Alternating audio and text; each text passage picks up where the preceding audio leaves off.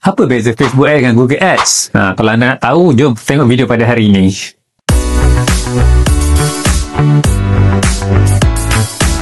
Hai, kembali lagi bersama host anda Adlan Khalidi dalam rancangan The Zik Digital, di mana saya kongsikan mengenai dunia digital marketing. Saya kongsikan berita, tips dan panduan untuk anda. Jika ini adalah kali pertama anda ke channel kami, jangan lupa untuk tekan butang follow dan subscribe supaya anda jadi yang terawal untuk menonton video-video kami.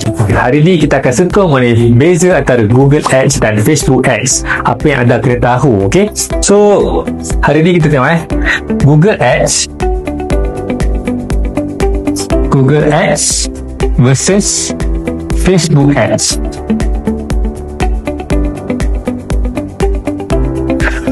Okay, so secara ringkas, dia bukan nak bezakan Facebook sahaja, tapi konten yang berbentuk social media, okay? Iklan yang social media seperti Facebook, Instagram dan juga mungkin TikTok Ads, okay? So kat sini secara ringkas, apa yang mungkin anda perasan atau tak, Google Ads ialah bila dua jenis. Satu ialah kita search, okay? Google ni dia yang paling terkenal orang search, okay? Orang search, orang cari.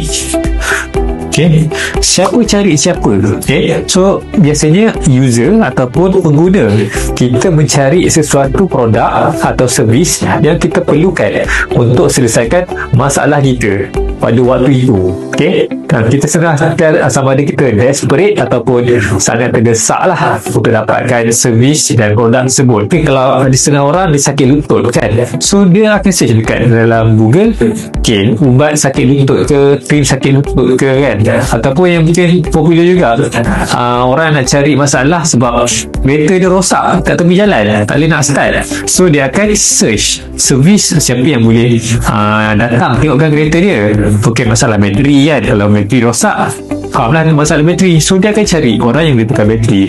So kat sini konteks dia lah, Google search ialah user cari seller atau user cari service provider yang boleh selesaikan masalah dia.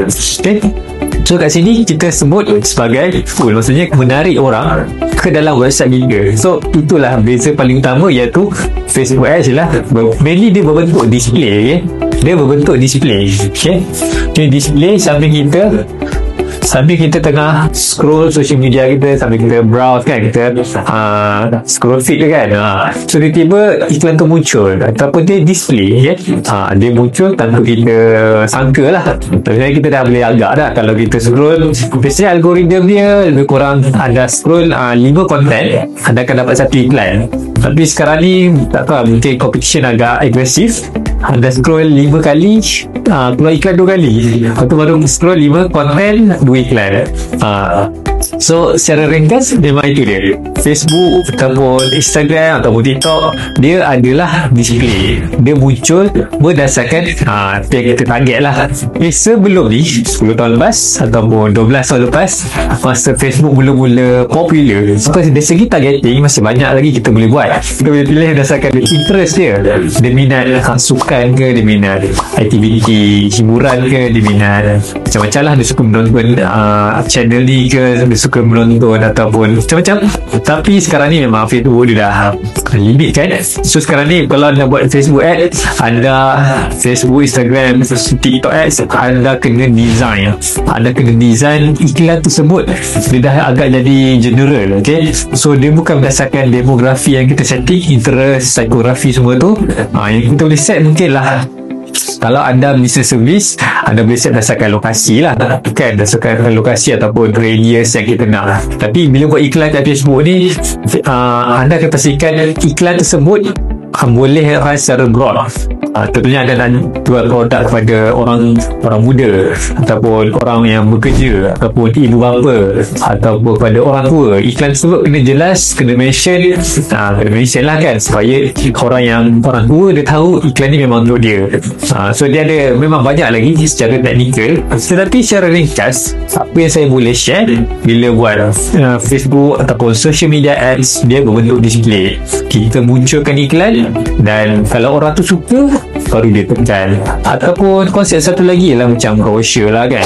Anda pernah tak pergi ke supermarket ataupun shopping mall kan, tiba-tiba ada orang bagi brochure, bagi flyers, cik ambil lah kan, dia hulur je lah kan, cik berminat ke nak dapatkan ni kan, produk ni dulu sampai tu dia hulurkan flyers. Lebih kurang itulah konsep social media marketing ataupun social apps lah, Facebook, Instagram, TikTok dan sebagainya. Okay, iklan tu dia muncul tanpa anda minta pun. Anda tak adalah, anda tengah scroll, anda tengah nak dapatkan konten, nak baca maklumat, nak tengok video kelakar tu kan. So tapi kat sini tiba-tiba iklan tu muncul, macam tu lah, dia disrupt. Kita tengah scroll, tiba-tiba dia muncul, so dia disrupt lah sikit kan. Macam orang bagi flyers, tiba-tiba dia bagi flyers. So beza lah dah nampak bila display ataupun yang kita sebut orang yang push kat iklan kat kita ni kan, kita tak berniat pun. Masa tu kita bukan demografik dia kan, kita mungkin target audience dia, kita mungkin sebab umur kita kena dengan target umur dia, yang dia set tu dia nak target umur berusia 25 hingga 35 tahun lah. Mungkin kita pada usia tersebut ataupun, tapi kita mungkin pada waktu tu kita tak rasa nak pun kan, kita tak adalah rasa kita suka dengan produk yang ni. Tapi saya boleh katakan algoritma social media ni dah matang lah kan. Facebook especially dah matang dah, dia dah tahu dah kecenderungan kita.